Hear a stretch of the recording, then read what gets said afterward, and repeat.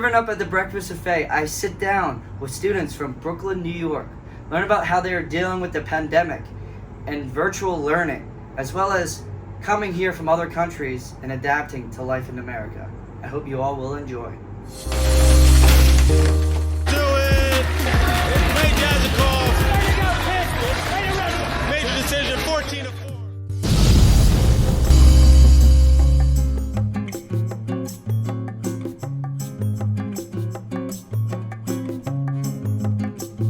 How's everyone doing today? Today we are in Brooklyn, New York. Brooklyn, stand up, right? Yeah? Little Jay-Z reference there.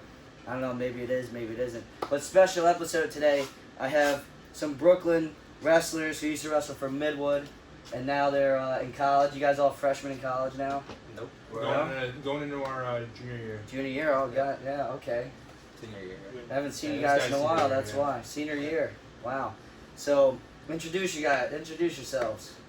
Alright, well, I'm Andre. Andre. I wrestled for, I don't remember what year I wrestled, but I Oh, wrestled God. for Midwood Wrestling 3 years. It was pretty fun. Pretty fun, that's it. I mean, George Hero was your legendary coach. oh, you can't forget Mike Dowd. There you go. Mike Dowd, right? Yeah. My man. I'm Timothy.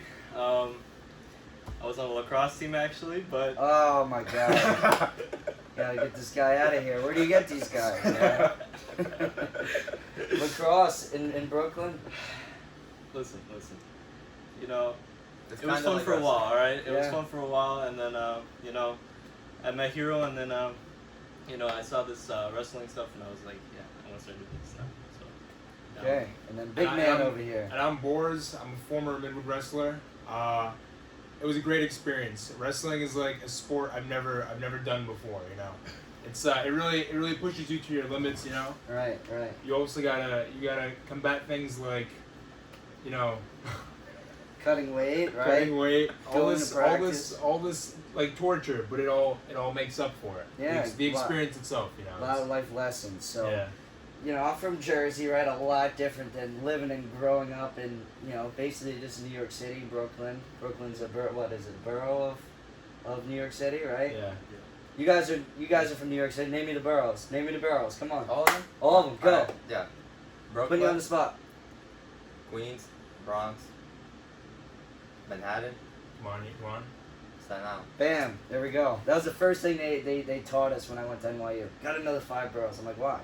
It's a point. Only two of them matter. Right? Yeah. Which one? Brooklyn. Brooklyn. Brooklyn. That's the only one that matters. That's the only right? one, not two, just one. Yeah. All right. So all you guys have unique stories. I know you have a unique story. You came from Ukraine, right?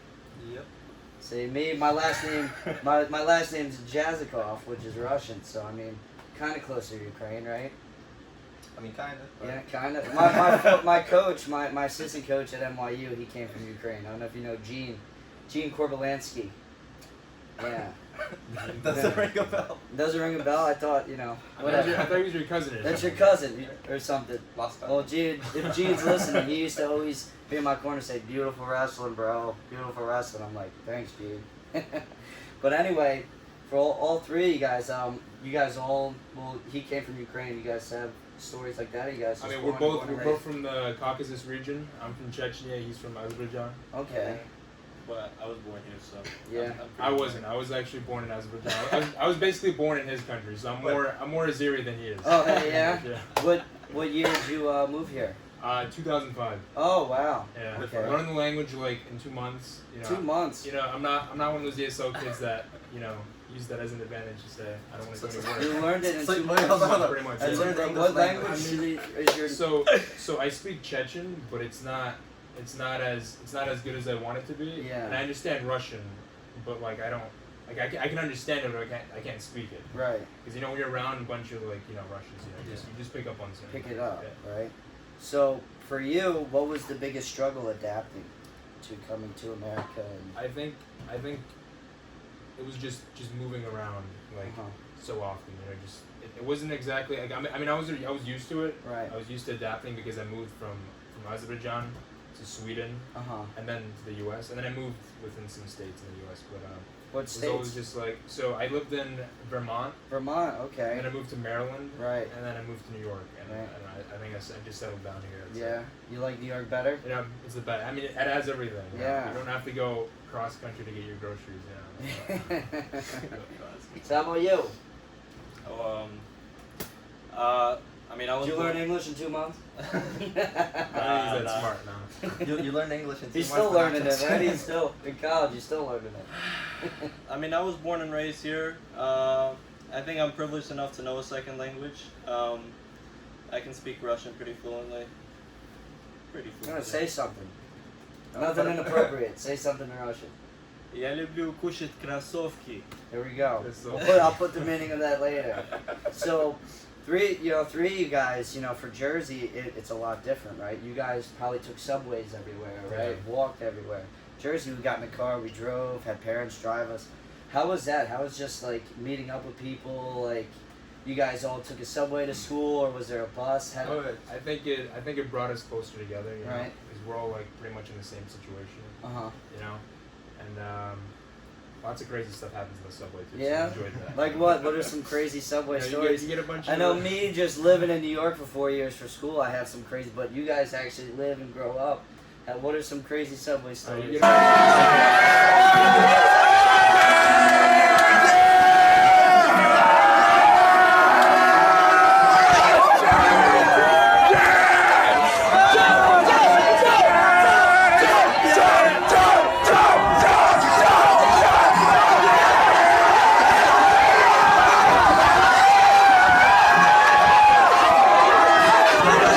a bunch of homeless people, you know.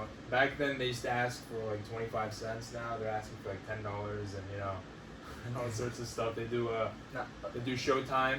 You know, you get a bunch of teenagers coming in, swinging on the bars. Oh yeah, they have the, some of them are good, some of them are that's really true, good. but I think it's illegal now, right? Is it illegal? I have think no so. idea. For real? I think it is, yeah. Because normally, like the way it used to be in Because I sometimes mean, they get aggressive. They like demand money. Oh, no, no, after. I remember what someone Yeah. taught me about the subway is even if you're not listening to music, man, you put those headphones on and you just zone out. No, I mean, Get to where you need to go, right? Is that the rule? Yeah. I mean, as soon as when you make eye contact, you get asked for money. You don't got money, but then Then you get insulted. Especially It's kids, yeah. especially kids, right? It's Younger kids, right? In Yeah. high school, it's probably like a little bit more, scary and aggressive, right? I mean, for college kids, well, it's not everything that. you It's just want. like you're not used to people like just they're asking, but they're demanding it. You know, Uh-huh. so it's like someone will ask you like this happened not too long ago. This wasn't on the subway, but I was just walking, and a homeless person asked me for $1, right? And I'm like, I mean, personally, me, I don't like giving money to people, but I was just like, you know what, fuck it, my bad. You gotta edit that out. Come on, man. Okay, you know what? So then I gave them $1.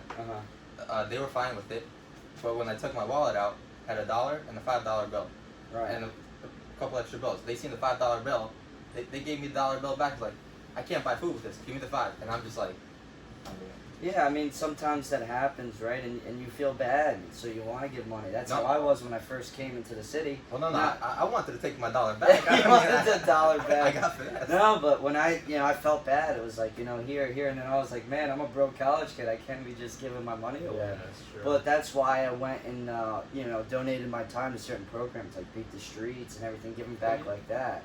I feel like that's more important sometimes than actually, like, giving out the money. Like, sometimes Yeah, that's good, I but definitely do. sometimes it got to the point where I was seeing the same people and, like, they were asking for money at the same time, so I felt bad, and I would actually give them food most of the time from the dining halls. Yeah, I and think that stuff. helps them more better. than anything. Yeah. honestly. Because you never know what people are going to do with that, so I like donating time or donating food and stuff that, like they could use.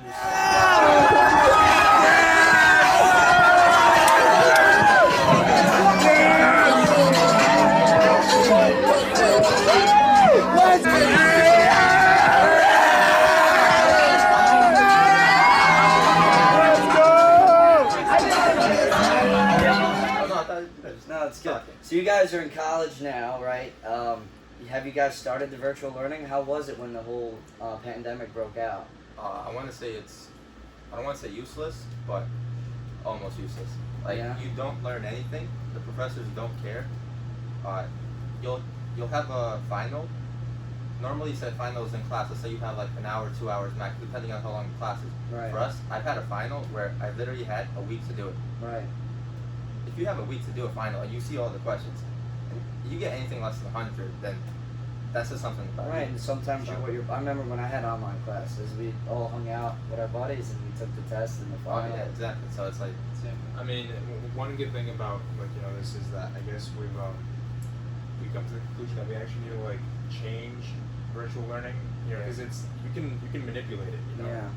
So I mean, this was bound to happen, and I think it's gonna help us make the learning experience online even better, because obviously this is the first time we're actually like starting this like on a grand scale, Right.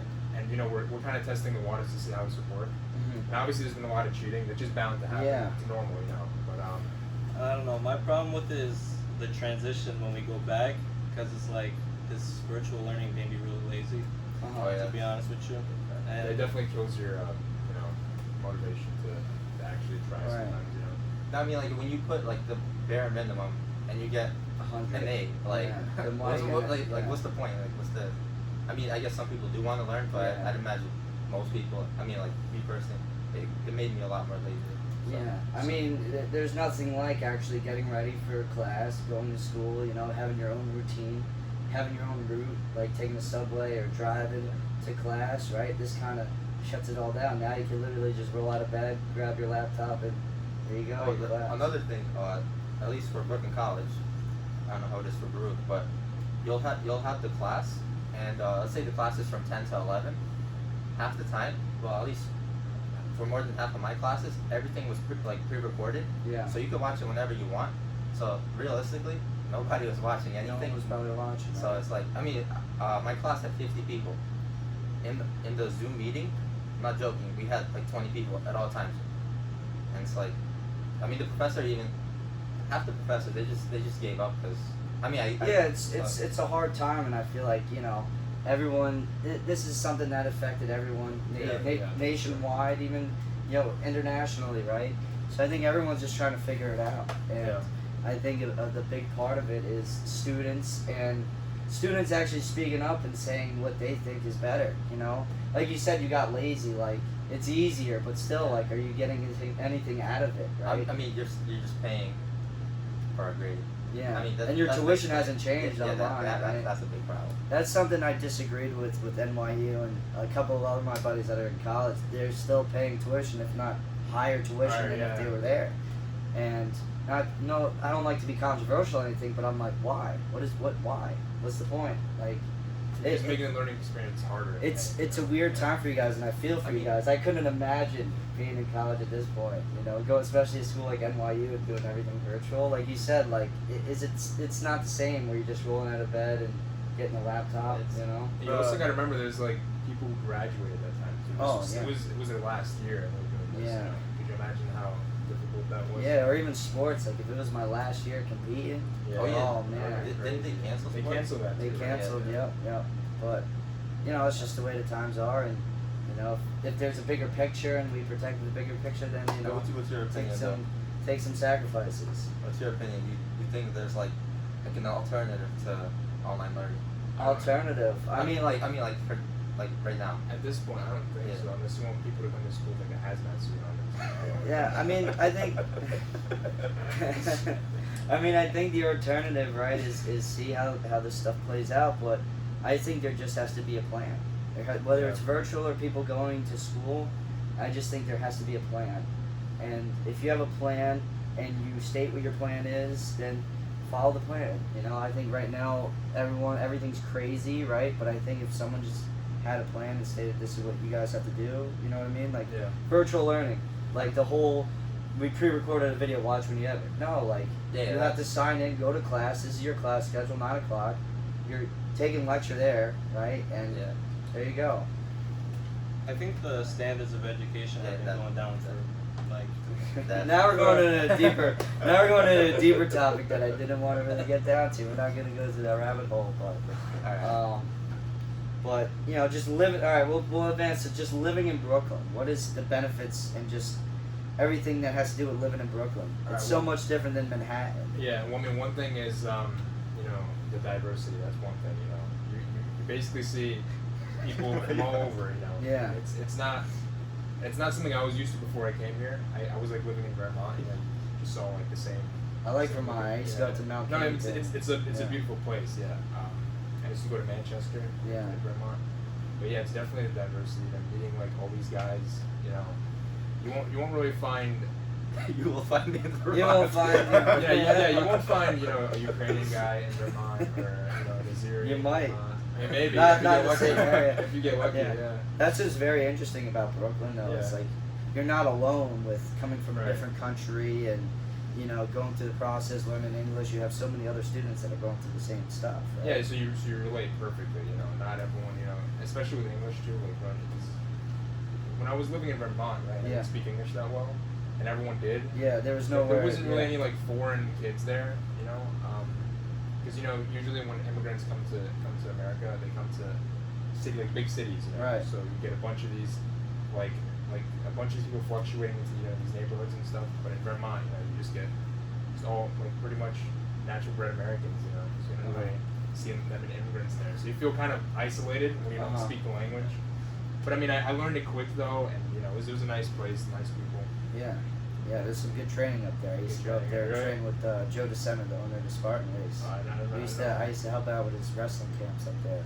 We used to have to carry like 50-pound rocks up Mount Killington back then. It's like some military training. Yeah, it was good. It was good training, man. Got you tough. So you guys all wrestled in high school, right? Not this guy. He played Not lacrosse. this. Oh, lacrosse. Yeah, this is the lacrosse guy. Yeah, he made it. I'm made a big interested mistake. about lacrosse. Like I know NYU, they had to travel about an hour to go play baseball or go down the baseball fields and stuff. Did you have to do that for lacrosse? Oh yeah, actually, no, because originally, so Midwood has Midwood Field, which is only a couple blocks down. It's like 2 stops on the train. Like a lot of schools, they have the advantage of having a field right next to the school. Right. That's like my town. Every town in Jersey, it's like, all right, you have the football fields, baseball fields, blah Exactly, blah blah yeah. blah. Brooklyn, you kind of have to share them, right? Yeah, exactly. But it was actually originally Burroughs Field, which is the school next over to us, and then they turned into like a art school. So then we took over. We were more of a sports oriented school. So then we played there. I played there for 1 year, and then they started doing construction and stuff. So we had to start playing over at Aviator. I don't know if you know where that is, but it's so we had to basically lug like pretty far, like it's probably like an hour. You long. gotta take the subway. They give you a bus. We had to take the bus there. It was off the you can only get there by bus basically, but it was just really inconvenient, and I didn't feel like I was representing my school anymore because at Midwood Field, I felt like I was playing at my home field. You know what I'm saying? Right. But this was just some foreign field, and I was just playing against these guys, and I don't know. You didn't have the team culture. All you guys played sports in high school, whether it was lacrosse, wrestling, right? How has sports developed you and just developed your community?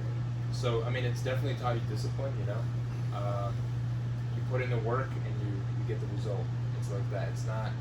And then because it's a contact sport, there's definitely a lot of.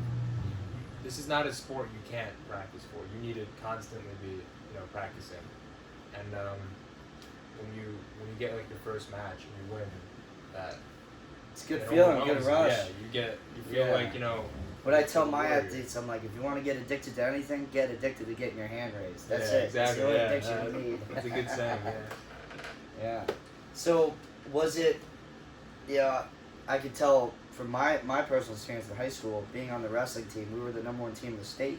It was a sense of pride to be part of the wrestling team. Yeah. We were basically the main team in the school, and it was good to say we were the best. Was there that sense of team pride in Midwood where it's like, oh, those are the wrestlers right there? Like everyone in the high school says, oh, that's a wrestler right there. You brag about Yeah. it, definitely. When you're out with the girl, you're like, I'm part of the wrestling team. It's definitely, it's, I mean, when you're at any sort of gathering and stuff, and I'm I'm always waiting for that question. Do Yeah. you play any sports? Yeah. Just like, I play wrestling. You play wrestling. Play wrestling. You Play mean you wrestling. wrestle? I wrestle. You play wrestling. You play wrestling games, bro. Well, yeah, we do play wrestling games, yeah. But no, it's yeah, you do feel like a sense of pride when you announce that you do Yeah. wrestling. Yeah, I think the best thing about wrestling is that, unlike, I mean, it is a team sport, but in the sense of that it's like it's an individual sport, because when you do that, it's like in a team sport you could be a really good team, but you don't know how good you are actually. And the thing I like about wrestling is like when my first year when I joined, I was really bad, like really bad. And I just kept losing matches, and it's like I practice, but then it makes you realize like, okay, like the amount of time I'm practicing, it's like it's not enough. So Right. I'm just gonna, like you said, try to get my hand raised. Not getting my hand raised. I'm always watching someone else get their hand raised. Yeah, so you're So- inspired to get Yeah. better. So then you just keep practicing and practicing and practicing, and it's like it's just something like when you actually like see the amount of work you put in and you get a result, like you win a match, and it just like I don't know, it's like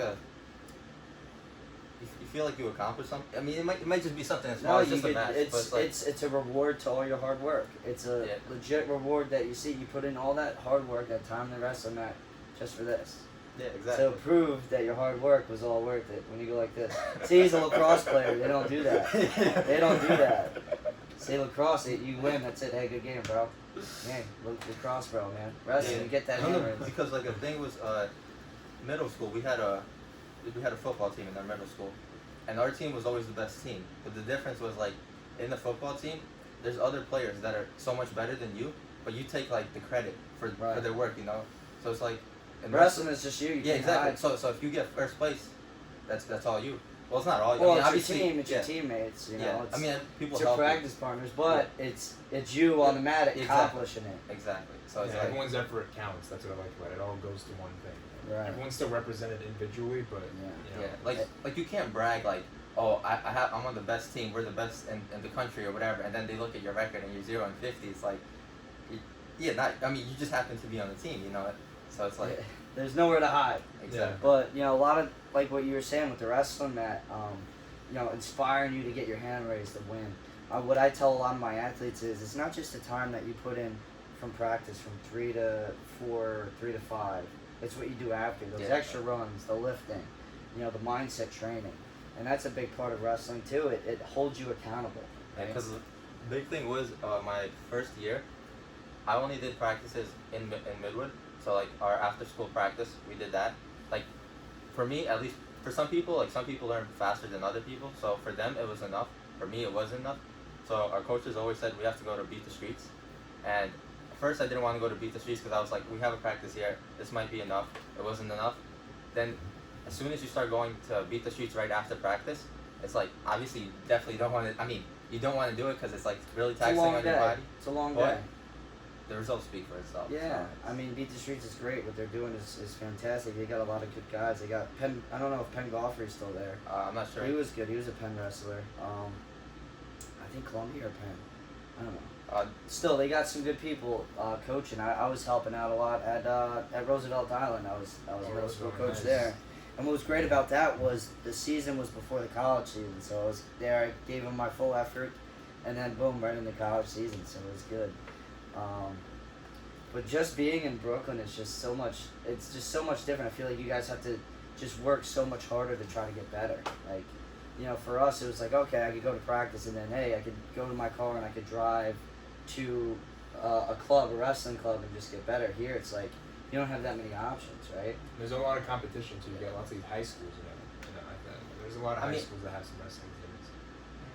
I mean, I kind of agree but disagree because like I feel like for you, if you let's say you're wrestling in Jersey, right? Right. I feel like wrestling in Jersey, there's like less to do, and I feel like there's a lot more ways to get distracted in New York City. At Oh least. yeah, So- probably yeah. We could touch base on that. It's all the distractions that go on in New York City and everything. How do you guys cope with that and deal with that? For me, I call it letting New York City get in the best of you, and I didn't want that. I saw it to a lot of my teammates in college. I call it letting the city get the best of you. They get caught up in the wrong crowd. They go out a little bit too much. Their goals get away from them. For me, it was wrestling season. I'm in it 24/7. That's it. For other people, it's not. What were some big distractions that might have caught you guys' attention, and what got you guys out of it, or what kind of examples you have of that scenario? Well, I mean, like for here, it's like, I mean, it's not like me particularly, but like when you look at people in, let's say, Long Island, so we would have like some wrestling tournaments. Like Long Island has some good wrestlers. So like, yeah. I don't know how it is in Long Island, but the way we always imagine Long Island is just you're born, you wrestle, you do your thing. That's just how we seen it. So every time we went to wrestle like the Long Island guys, we all knew like it's a bad mindset that you're coming in thinking that you're gonna lose. It's a really bad mindset, but it's like you also know that the amount of work you put in, the amount of work they put in so much more work than you. You know you're gonna lose, but it's like just to like go against better competition to try and get better. So it's like for me, I think like I mean, whatever sport they're doing, I feel like they have nothing else to do. So I think they're. What do you mean they have nothing else okay, to you're do? okay. What can you do in Long? What can you do in Long Island? What can you do in Long Island? I mean, I guess it's relatable. I mean, it's hard to explain. It's hard to explain because, you know, you're coming from literally you have everything in your reach. Exactly. So whatever. I mean, Jersey's not. It's not like we live in a foreign land in New Jersey, man. I'll walk down the street. I could go to a quick check, bro. What do you think? I mean. What do you think? We just have woods everywhere and just a bunch of Vikings? No, okay, but okay. Like when we went to what's it called, Tottenville, I think. Like those people, at least with the friends I have from Tottenville, that's all they did. Maybe that was just. It's a lifestyle. Wrestling's a lifestyle. Yeah. That submerge yourself in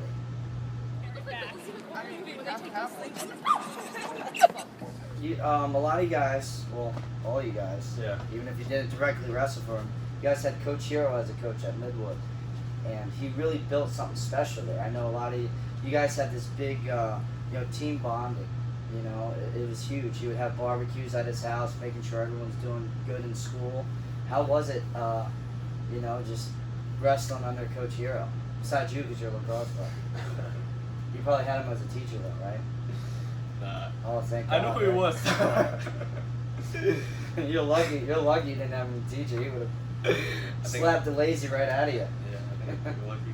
I go on. He definitely brought us together, you know, and he has a keen eye for picking up on certain bad habits, and he addresses them to us. For me, it was video games. Yeah.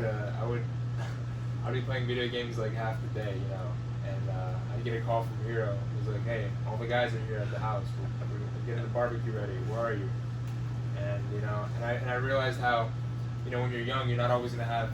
I mean, when you get older, you're not always gonna have time to hang out with your friends like that. So I was like, all right, I guess I need to set my priorities straight. Hang out with friends, you know. And when you hang out with friends more, when you actually wrestle together as a team, you're just like, it's like a brotherhood, you know. Like you're all like one family. Right. Yeah. I mean, like with wrestling, at least when Hero was around, we always had so many people on the team, and it's like a lot of people joined the team, and like they didn't have friends. I don't want to say they didn't have friends. They didn't have as many friends, or didn't have close friends, and then everybody like became a lot closer. Like for example, like with me, it's like me, Horde, Simon, Shrew, Daniel. Like we had our own friends, but like now we're like close friends, and I think it's like a big part of it is because of wrestling, because we stayed through it. It's like Going through the grind together, going through the hard work together. And what about you? What's some good lessons George Hero has taught you? I mean, I'll say this. Look, I was never on the team, but I mean, Hero has been very generous to me. I only met him, I only met him in person like this summer actually. But like he actually like brought me in and made me feel like I was a part of the wrestling team, even though I wasn't. Like all these guys I know, like I pretty much know all the Midwood wrestlers, but you know, I was never, I didn't actually like, feel like I was a part of this group. But I don't know, Hero brought me in. He was very friendly with me, and I don't know, just like that, that camaraderie, like Team camaraderie, that Midwood pride, right? Exactly, yeah. Yeah, it's definitely very unbreakable bond you have. Yeah. And it never feels right when we're missing a person. That's how strong it is. Yeah. Whenever we're missing one guy at a barbecue, You FaceTime him, you text him, we hey man, call where him you like 10 at? times, And they always get put on the spot. Whenever we call up a friend and they're not listening to us, we just give the phone to Hero. And Hero guilt trips them and make. Yeah, and they end up coming, right? Yeah. All right. Do you think location might have impacted your your wish to join wrestling at all? Yes. Being born in Jersey. Not even being born in Jersey, it's my town. Like Jersey's like one of the best wrestling states. I'm biased here, the best, you know. It's always Jersey, PA, Ohio, Iowa, Long Island. I don't know about New York in general. No, New York's pretty good. But it was my town. My town, we just bred wrestlers. They joke about it. It was just in our identity. It's in our town, South Plainfield. And what I think is like different about Brooklyn, right? It's a borough, right? Brooklyn's a borough, right? Yeah. My town's a borough, but my town's small, very small compared to Brooklyn. You guys are huge, right? You have all these high schools. For me, and in Jersey, you have South Plainfield, towns like Piscataway, Edison. They all have their own high schools, and it's pretty big. So you have your own fields and stuff. You don't have to share anything. Yeah, that's good. Well, my town, I started when I was in kindergarten, and it was just a thing to do. And we had so many kids. It started at the rec level. And we had so many kids, and the parents were just so great, and the coaches were just so great. Everyone had the common goal, and that was to get better at wrestling and to build a culture. And I was fortunate enough that South Plainfield. We were a public school too. We weren't a private school. So when we all went to high school, we had these great accomplishments. We did it all since we were in kindergarten, first grade. So it was amazing to grow up with that. Yeah. Because now it's a little bit different. Now private schools are taking over. Places like Bergen Catholic and St. Joe's and all these private schools, they're getting kids from different towns. Us, we take pride in, we were born in South Plainfield, we went to South Plainfield High School, and we were the #1 team in the state. The OG, right. The OGs, man. And even my friends from South Plainfield growing up, I'm still best friends with them to this day. Hang out with them all the time. I FaceTime them whenever I'm not in town or if I'm traveling. I FaceTime them and see what they're doing. And wrestling has done that for Wrestling, you, right? yeah. Wrestling was a big key of it. We went through the grinds since we were kids, and honestly, like you said, there was nothing else to do. For me, it wasn't like there was nothing else to do. It was like, this is the only thing I want to do. You know what I mean? Yeah. Like, all right, here's, we have this big match coming up, or we're in wrestling season. All we were thinking about was going to school, wrestling, and trying to get our hand raised, getting addicted to getting our hand raised. So I mean, the distractions were there, right? High school, let's not be oblivious, but there's partying even in college and high school, right? It's knowing your goals and not letting the distractions get to you, and that takes discipline, right? And that comes from cutting weight and just having a common goal. For me, like a lot of my teammates were better than me. They were state champs. They were multiple time state champs, undefeated. For me, I was pretty good, but I always felt like I had something to prove. So every time I stepped on the mat, I always wrestled like I had something to prove. That's good. And yeah, I still, even to this day, even at NYU after graduating college, even in the classroom, I always went into everything with a chip on my shoulder. Like I have something to prove. Not to anyone else, but to myself. You know what I mean? So wrestling has not only made you competitive in the actual sport, but in other things. It's like a gateway to other things. In life, yeah, because people say, oh, what does wrestling do for you after high school and college? I'm like, it developed me, it developed my lifestyle, it developed my thinking, it developed my mindset. Yeah. Before I made the decision to do what I'm doing now, other jobs and other people interacting with people that didn't wrestle, I tell them what I did for wrestling, the training. They're like, oh man, you're crazy, you actually did that. Like, you actually lost 12 pounds in one day? I'm like, yeah, I had to. Like, I don't think about how crazy it was. I just think about the objective and getting it done. That's key when it comes to wrestling. Yeah. That's what sets it apart from like other sports sometimes. Right. And that's what with this online learning, right? I know we touched base on it before. I know you guys could get out of touch with a lot of things, or just saying, oh, I'm not even going to watch this video, or I'm not going to watch it. Think about your goals, right? You want to be an accountant, right? You told me you want to be an accountant? Yep. Right? I mean, no, like for me personally, like I bought a course. Yeah. That's like review, and for me, I'm learning a lot more from the course than the actual classes. Yeah. But you took that upon yourself. You want to learn. You want to be an accountant. That's like what you did on the wrestling mat, right? You said you were losing all the time, and you wanted to win. You wanted to inspire. Well, I mean, if I'm doing something and it's not the result I want, obviously I could either stop it or I could do more. Yeah. So, I mean, that's good that you're taking that course. That's actually really good. But it's the competitive mindset, right? You want more. No, I mean, you want to be good at what you do. Yeah. It's like not good. Be great. Good enough is the death of greatness. My strength coach, Zach Evanesh, used to always tell me that in the weight room lifting, and and working out, he said, good enough is the death of greatness. Everyone thinks, oh, that's good enough. Oh, you know what? I got a B. That's good enough. Yeah. You know, oh, you know, you only won by 2 points. Oh, that's good enough. No, you want to be great. It's, you know, get that extra 110%. Not Raises just 100%. your standards like completely. Raise your standards. I like that. Yeah. Anything else, bros? Alright, do you feel like you are, you know, you were more naturally talented in wrestling, or where you got to where you are now was like mainly from hard work? Pure hard work. I mean, natural, it's different. I was kind of like naturally strong, whatever. I wasn't the best technical wrestler. And I would just work so hard, and a lot of it comes from my coaches. And, you know, I wasn't, if you ever saw my matches, I wasn't the most technical guy. I always kept good position. I always knew what my head, hands, feet, and hips were doing. You know, I didn't have a crazy tuck under or whatever. That's hard to do. It was just keeping good positioning and just keeping it simple. You know, keeping good position and things that you can control, right? I can control lifting, how strong I could be. I could control my cardio, the best shape I could be in. Technique, I could get to a technical level that I want. But in the match, it's a basis of all those things. Heart, technique, cardio, strength, all that in the wrestling. You have to have everything. Right. But sometimes when you're wrestling at a high level, sometimes it's just mindset. Sometimes you lose that match right before you step on that circle because, you know, you had that thought in your mind, oh man, I'm not ready. And that's it. Well, how did you cope with losing? How did I cope with losing? Or you just didn't lose? Well, at NYU I had the most wins, but for me, losing, I just made sure I got something out of it. Always got something out of it.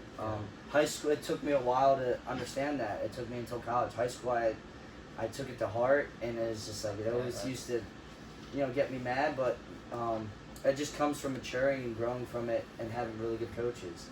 Sometimes the losses were needed, right, to change your whole mind, to change your training technique, you know. Okay, say that this kid was really good at riding legs on top. So now this week at practice, I'm going to work on getting out of legs the whole time. Even if it's, all right, here's practice, here's what the coach is putting us through practice. All right, if you didn't cover legs, I'm staying an extra 20 minutes, 30 minutes to work on getting out of legs. Sometimes I'm like, all right, run the clock, 5 minutes, throw in legs, keep them in until I get them out. I want to learn that one. I want to learn the hard way and get it out. You know? Yeah. I think even the best players, like no matter what, have to lose. Simply for the fact that, number one, to humble yourself, you know, because I feel like you know, these top players and stuff like that, it's like, you know, you get a sense of arrogance almost, and You got to be humbled, right? Yeah, exactly. You got to be humbled. And this is what this whole pandemic thing, you know, silver lining with the whole pandemic thing, it's making you guys more humble, so when things do return to normal, you guys are going to appreciate it much more, right? Am I right? Hopefully that's the way it goes. Hopefully, right? True. Like, You're going to appreciate going back to school and seeing your classmates, right? Sure, even now I want to go back to school now. Yeah. Time goes by so much faster too when you're at home just doing the same thing over again. When there's variety in your schedule, time goes by a little bit slower. So right now with this online class, I feel like I'm missing out like on a huge chunk of my life. Yeah. Like if this keeps up for another semester, that's like a whole year of online classes, which I basically view as no school in my way. But how great is it going to feel to go back though? Probably like I don't know, refreshing. It's gonna feel weird at first, right? But definitely gonna take some time. It's gonna feel very weird. Yeah, even with not having matches or anything, or even coaching, I miss it. I you know, sometimes you think like my schedule was so busy before all this. It was like the first week. It was like the first like month was like, okay, cool. My schedule's chilled a little bit. Now I'm so anxious to just give back It's and like coach deprived, again. you know, that stuff. So. You know, now every time I step into the ring or step onto the mat and coach, I feel like I'm gonna be more grateful for it because it was taken away. So I guess that's one way of looking at a positive outcome of this whole thing. I guess we all needed that a little bit. You know? All needed to be humbled a little bit, right? Yeah. Absolutely. All right, guys. I appreciate you guys. Yeah. Good luck this year with college, right? You guys aren't competitors anymore, but use this school and really know your goal, right? And know the purpose for why you want to achieve your goal. So the purpose always outweighs the goal. You want to be an accountant, but why do you want to be an accountant? That's up to you to decide. You don't have to answer on camera. That's Alright. up to you, but remember the purpose. Why? Yeah. All right. I know the purpose. I appreciate you guys. Shout out George Hero for making this happen. Thank you, George Hero. Thank you, George. Getting us all together. Even if you're watching on camera or if you're in the room with us, it's all right. Thanks, guys. I hope you guys enjoyed this conversation. I'm with some of the Brooklyn's finest here. Well, not finest. Yeah. I'm just kidding. We gotta Have a work good out, one, yeah. guys.